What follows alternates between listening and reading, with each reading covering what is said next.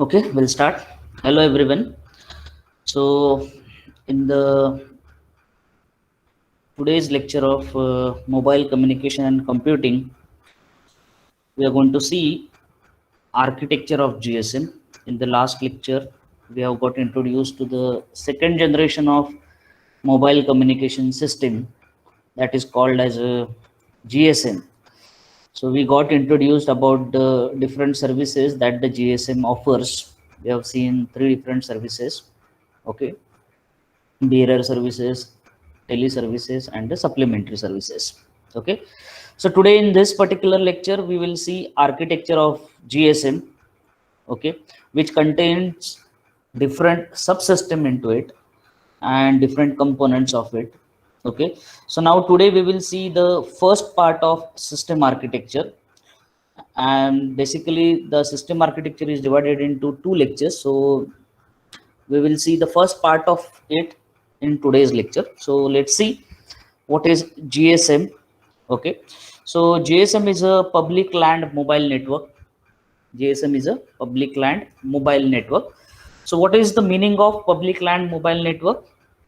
So it basically means that several different providers, okay, several different providers, that means the service providers of a GSM, set up their own network. Okay, and following the standard provided by the GSM system. Okay, so each country has several providers. Like in our country we have Airtel, Idea, and many other different service providers are available. So each one follows the same standard procedure specified by GSM.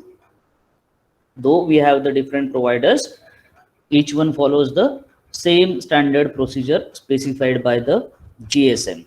Okay, so they combine together to set up the network, and that's why it is called as a public land mobile network. Okay, that you understand. So it is a network of a different service providers, okay, which provide or are providing mobility to the different users. Okay, so there are four basic entities or components in this entire architecture. One by one we will see that. One is the handset or mobile station, we can say. That is mobile station only, which comprises of our SIM card. Okay, then there is a base station, okay, which we see in our nearby location. That means the tower that you can able to see or you might have seen.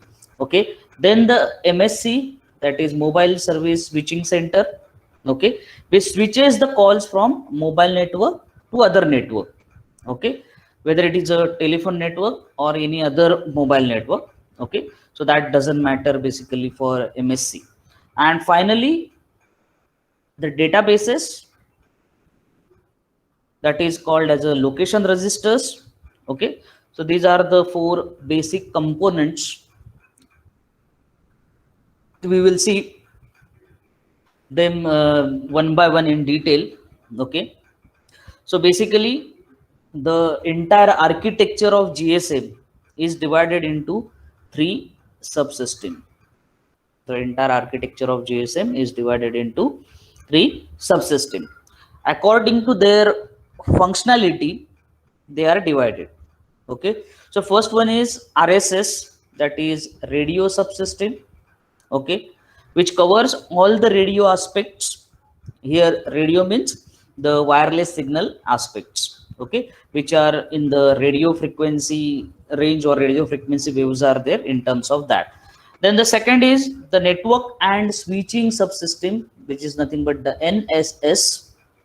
Okay, which provides the necessary network for establishing call forwarding or call handover or switching, etc., like different function it provides. Okay, sometimes handover also, or switching meaning here is handover only. Okay, that we will come, that we will see in detail later on. And the third subsystem, that is for operation and maintenance, which is known as OSS, that is operation subsystem. Okay, so it manages smooth functionality of the entire network. So we will see the details of individual subsystem one by one. Okay, so we'll move forward.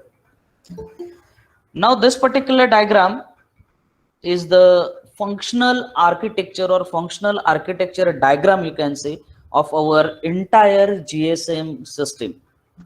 Okay, so as you can see at the top of it here, I'm talking about these two green cells. Okay, so there are two cells shown over here. Okay, and that is, or these particular cells are named as the radio cells. So each cell is containing a BTS. You can see over here, each cell is containing a BTS. Okay, and MS. MS is a mobile station. What is BTS? We will see. Okay, that BTS is nothing but our tower, and MS is nothing but the user containing the mobile handset or any portable device which has a capability of handling GSM waves. Okay, so now we have seen in the last lecture, if you remember, why shape is having hexagonal shape and how different cells are allocated with different set of frequencies for communication and so on. So basically, who allocates all these frequencies? So, and might be the second question, that how mobile user is connecting to the different base stations or towers, how they will get connected. So that is controlled basically by the BTS. So that all those things are controlled by the BTS. Okay, so we will see the functional details of BTS in the further slides. Okay, so right now let's just see the different components one by one. Okay, so the radio cells containing of mobile user and the base transceiver station, that is BTS. Okay, so that is a part of this particular cell. Okay, again you can see the dotted round circle or ellipse is maintained around it. What it is, we will see. So then if you see, the radio system is up to this particular type, this particular point. So the upper part is the radio subsystem. From here to here, it is a part of radio subsystem. So radio subsystem consists of three basic entities. One is the mobile station. It is already there, we have seen. Then the BTS, that is base station, that is base transceiver station, and the base station controller. See, I have marked till here. That means this BSC is a part of RSS. Okay, that is known as base station controller. Okay, so if you see, the mobile station is connected to the BTS. Here the mobile station is connected to the BTS. Okay, via wireless connection, and it is, you can see here, it is denoted by the zigzag arrow. Okay, and BTS is connected to BSC via wired connection. Okay, so only part of that which is wireless here is from base station transceiver, base transceiver station to mobile station. That is only the part where the wireless part will come. Okay, from base station to the mobile station. Okay, rest backbone, everything is wired only. So now different interfaces are used for these connections. Okay, so here interfaces mean the different standard basically that have been defined for connecting these particular things. So using the given those standards only, you can connect to the particular entity. Suppose for example, mobile station can connect to the base station or base transceiver station using only one possible standard, and that standard is known as interface. Here also we can write down the interface. Okay, so this connection is standardized as a interface. which connection? Between BTS to MS. Okay, with the interface only. So it specifies, or the interface specifies what frequency or how encoding should be done, how to access the particular channel. Everything is specified in this interface. Okay, so details of interface we will see later on. Then BTS is connected to, here you can see the BTS is connected to BSC. Here I'm talking about right now this connection via a interface known as ABIS, a subscript BIS interface. Okay, so it is also standardized. It is not just like you can decide your own way of connecting to the BSC.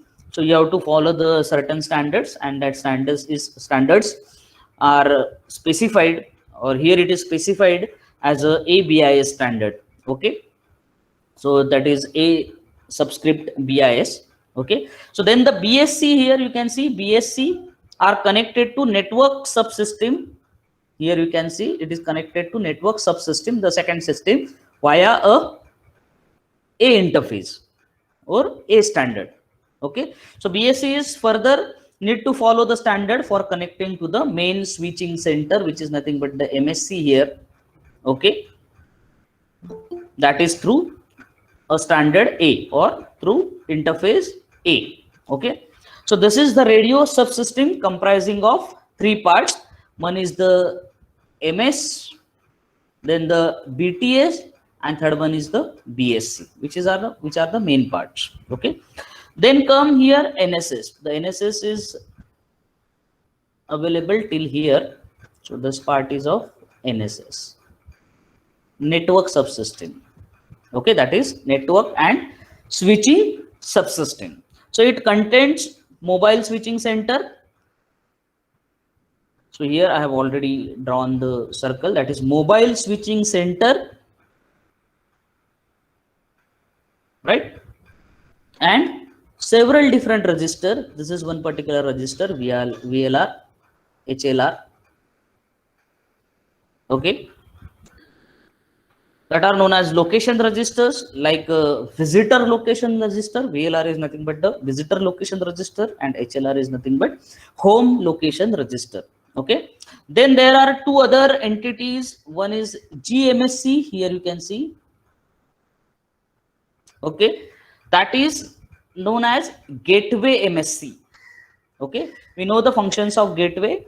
Gateway are used for interconnection of different types of networks. Okay, so if GSM call is to be forwarded to other network, so via this MSC, it will be forwarded to the another network. So GMSC will come into the picture here, and then internetworking functions register is connecting your call to the network.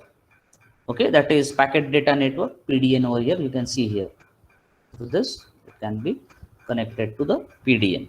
Okay, so if you can see, MSC is connected to two different types of databases. One is the VLR and the other one is the HLR. Okay, home location register and visitor location register. So it's a database comprising of location of all the users within the subsystem, or we can say within the system.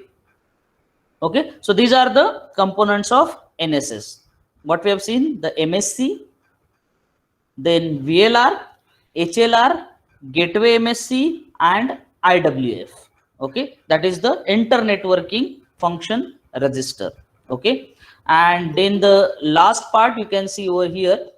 Okay, that is last subsystem, we can say, is nothing but the OSS, that is operation and maintenance subsystem.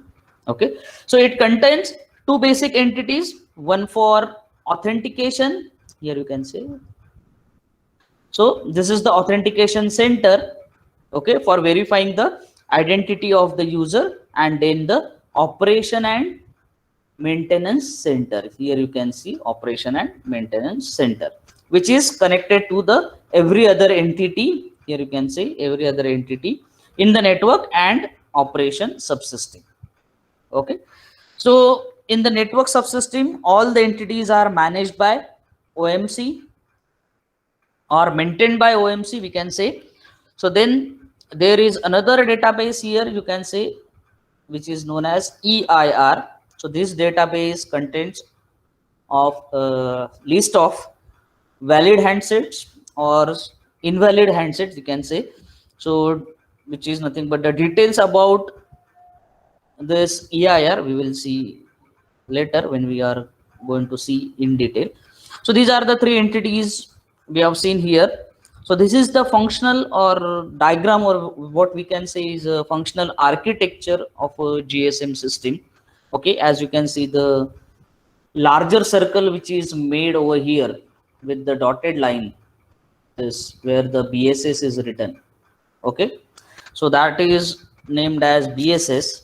Okay, so combination of base station controller, that is BSC, BTS and MS. Combination of BSC, BTS and MS. Okay, so one base station controller, here you can see the one base station controller connected to more than one BTS. Here you can see this particular base station controller is connected to two different BTS, right? Because two cells are shown here.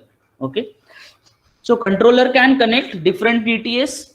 One BTS can connect to different users. Here you can see one BTS can connect to multiple users depending on the capacity of it. Okay, so one BSC under which several BTS are there, under which several MS will perform. So it is comprises of single base station subsystem. Okay, so the base station subsystem consists of, that is BSS, is consists of BTS, BSC and MS. Okay, so let's see what are the different functions of each subsystem or of each entity within the radio subsystem. So we'll cover the first part, that is the radio subsystem today. Okay, so we'll talk about the radio subsystem. So radio subsystem is comprises of cellular mobile network up to the switching center, if you remember the previous diagram, up to the switching center, that is mobile switching center. Okay,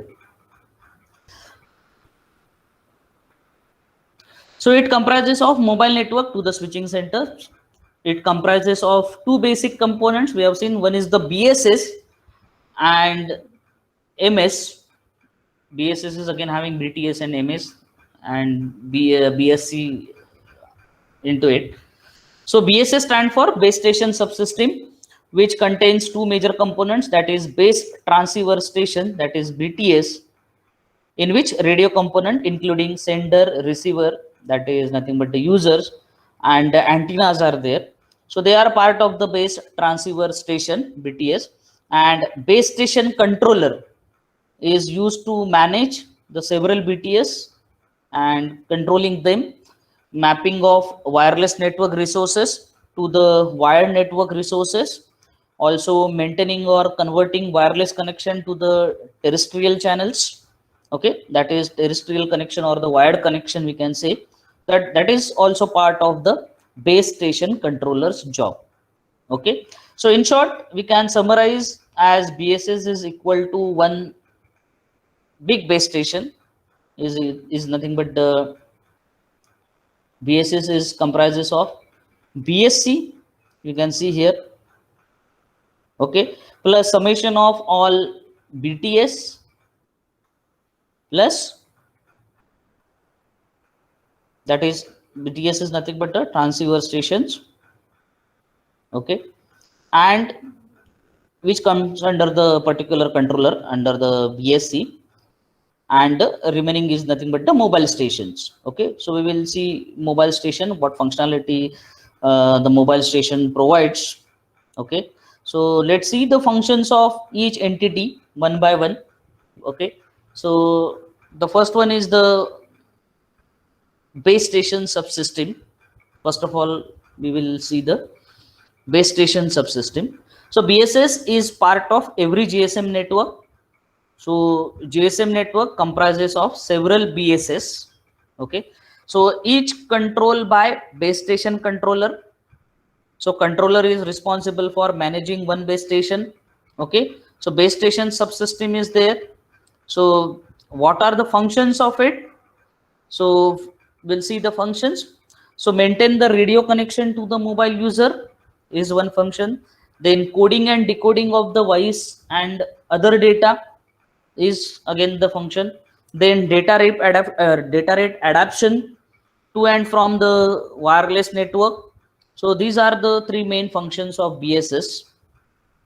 Okay, मैंने क्या बोला? Radio connections, coding, decoding, rate adaptation. So these are the three basic functions of it. Okay. So how to set up a connection wirelessly to the user, and then how to transmit the voice or data in appropriate format. So that is quality that we will get. So quality must be kept very high. That is audio and data quality will be kept high, and no errors will be produced while transmitting. So for a coding and decoding and the data rate adaptation, so depending on the availability of the channel and signals or the signal strength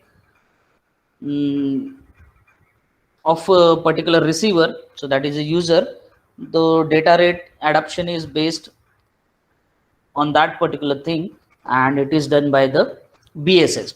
Okay, a BSS also contain several base transceiver stations, we know. So what is the functional base transceiver station? So for that, or the primary function of the base transceiver station is to form a cell or forming a cell.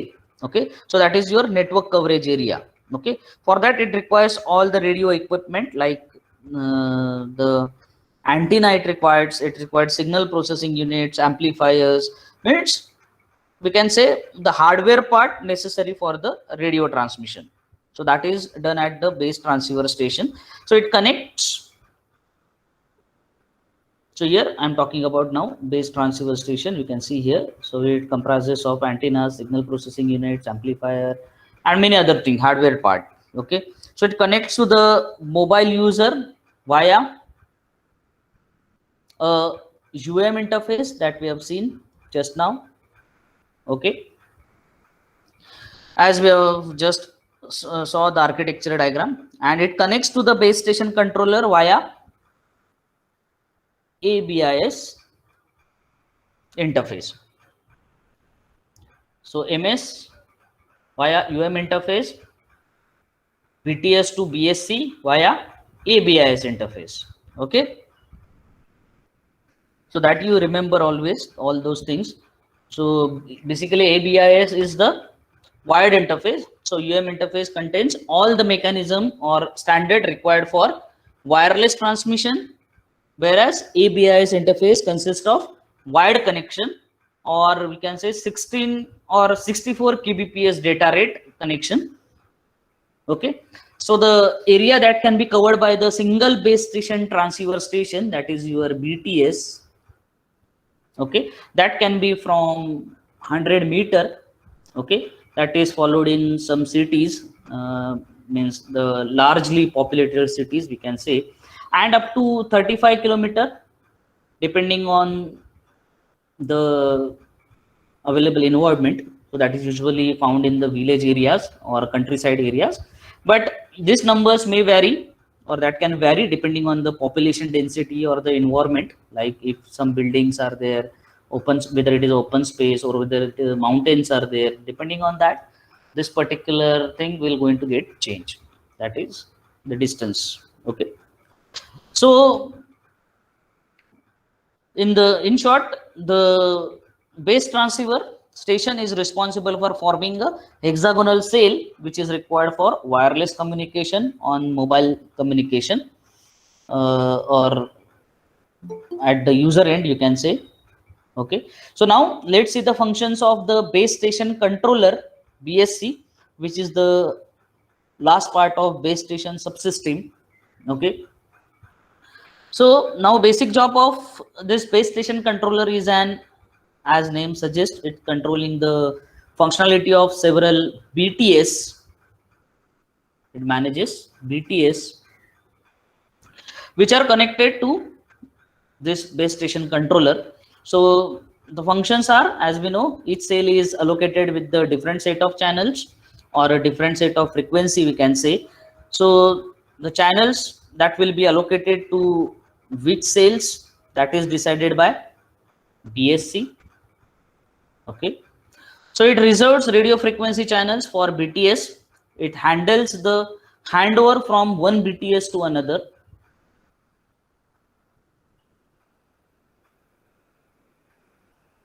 Means, or the handover within the same base station subsystem. So handover means when there is a situation where communication is not possible on a certain ongoing channel, then that means if the channel which is currently carrying communication, if it is not possible to carry out that particular communication, so you have to switch the channel from one channel to another channel. That means communication will be handed over to another channel. So that is handover. So we will see details of handovers later on.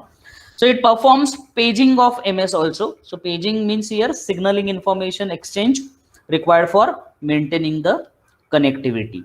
Okay. So apart from that, it also provides the multiple access wireless radio channels provided onto the wired network connections at the A interface that we have seen. So several connections are combined together and sent over the wired connection or wired network to the switching center in the network subsystem. Okay, so this particular table shows the functionalities of BTS and BSC.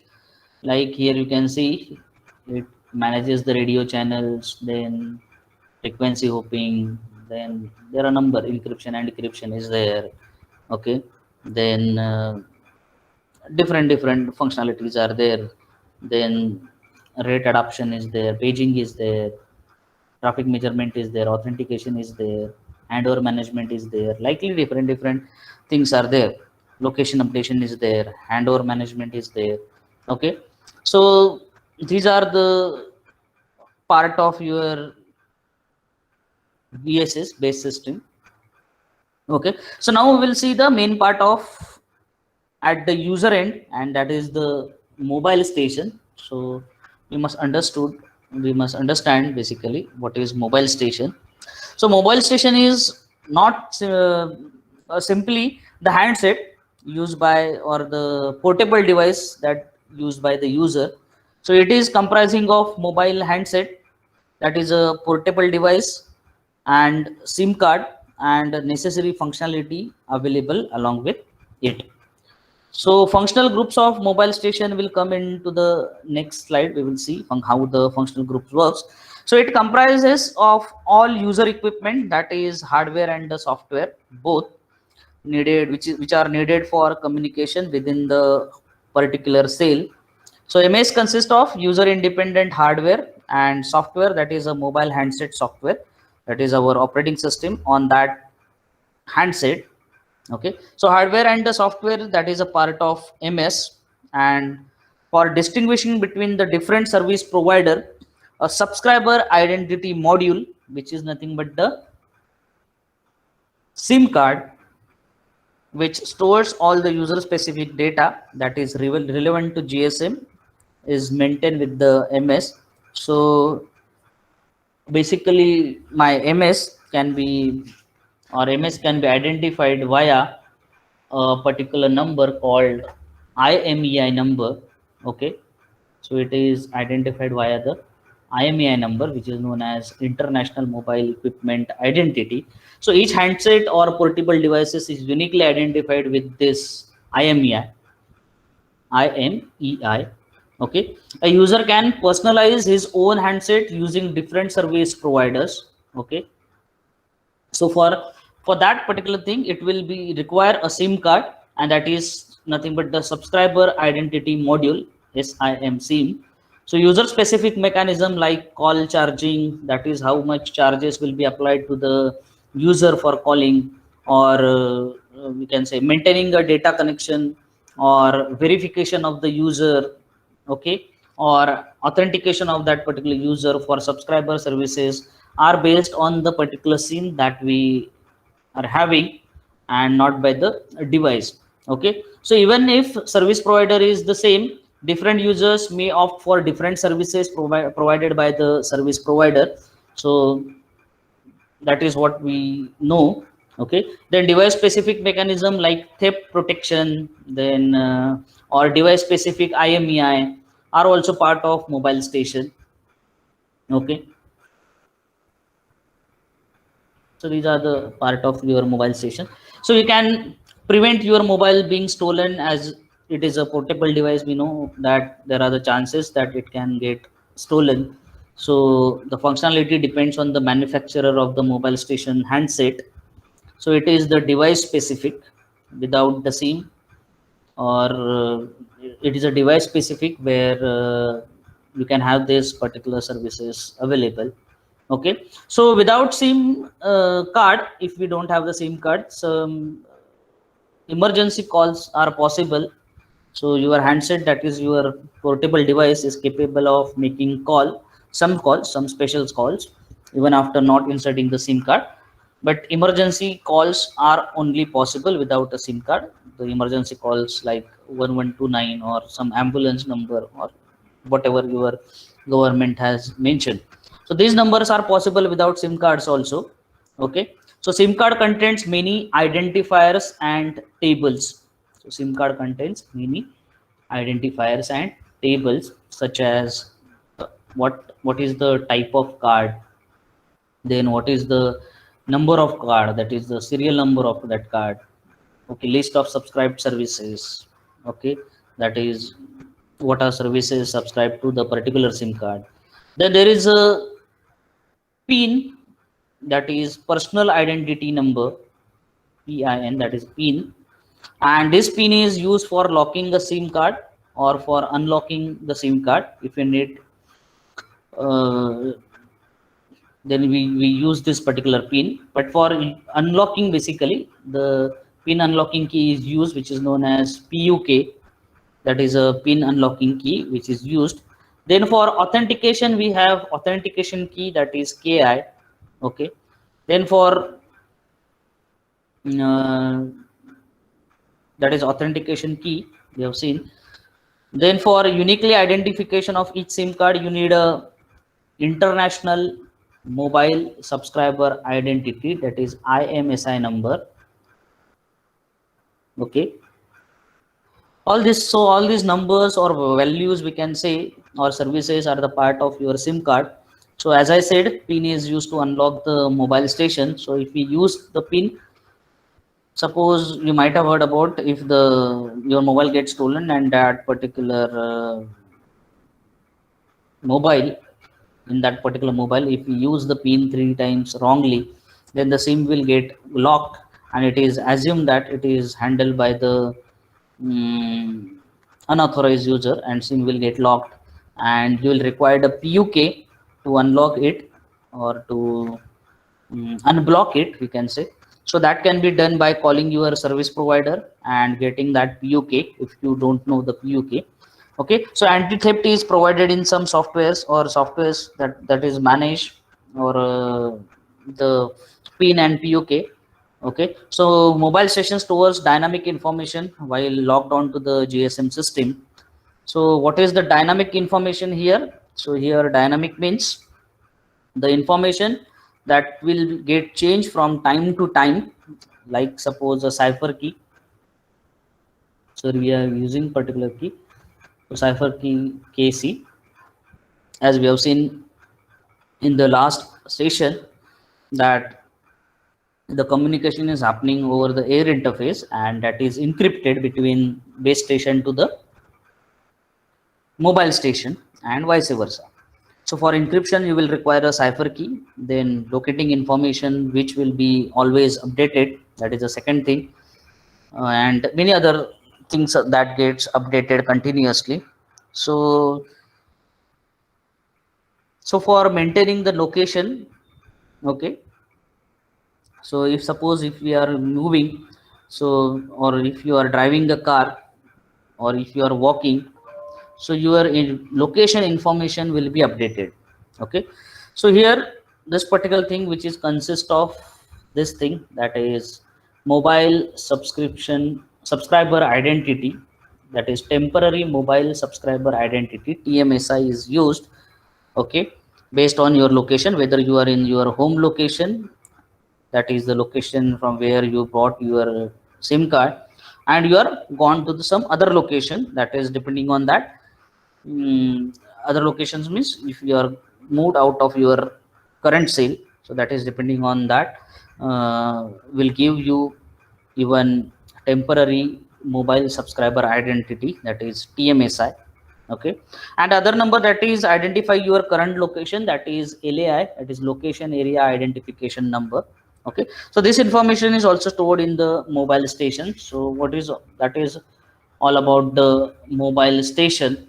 Okay, so we'll see some part of mobile station again. So okay, mobile station for our study. Okay, so we use GSM 900. So there are basically two versions of GSMs are used. One is the GSM 900, that is GSM 900 band, megahertz band, which is used in India, whereas the another one is the GSM 1800 band or megahertz band, that is used across the Europe. Okay, so different versions using different transmission power. So in India we require a GSM 900. Okay, or GSM 900 is service, we can say. So transmission power of 2 watt it uses. Okay, that is sufficient. So whereas for 1800 or 1800, 1 watt power is enough due to the smaller size of sail. So functional group of this entire mobile station can be divided into these parts, 4 parts, 4 components, 3 of which are shown in the particular diagram, you can clearly see. So first one is the mobile terminal. From here we are starting. First one is the mobile terminal. Right now I am talking about this. Okay, as you can see, mobile terminal is providing the UM interface. Here you can see it is providing the UM interface.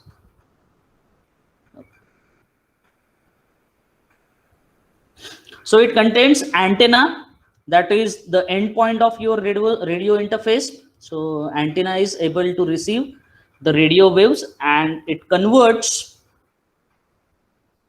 them into the physical signal. It converts it into the physical signal. So mobile terminal contains the hardware part. Mobile terminal contains the hardware part, which is responsible for conversion of wireless signal into the wired signal, means electromagnetic waves signals into the physical signals. Okay, so then there is second component, that is T, that is nothing but the terminal equipment, which is user accessible terminal equipment like your hardware, through which you are initiating actions for making a communication, means like your keypad or your display. So all those parts are inside the terminal equipment. Okay, that we remember. So terminal equipment is user side. Terminal equipment is user side because it is used by the user, and this is, though it is in the hand of user only, but antenna is not handled by the user, it is directly handled by the hardware, and it is connected with the connected with the air interface. Okay, so mobile terminal, while mobile terminal is on the wireless side, that is in the air, so UM interface is there. Okay, to make this communication possible between user and antenna or hardware part, so that is there. The signals are key pressed by the user, so they are converted into their appropriate signal by the terminal adapter now, because otherwise this communication is not possible. Okay, so terminal adapter hides the radio specific character from this side, that is whatever radio signals are received and sent to the terminal equipment. Okay, so it hides the radio specific characteristics and that are not known to the users. So they are converted into appropriate values and signals for displaying by the terminal adapter. So that will be forwarded to terminal adapter. Terminal adapter will forward it to T.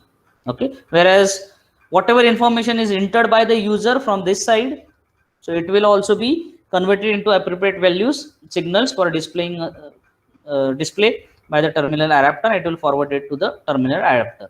Okay, so these are the three basic functional activities of or functional entities of your mobile station.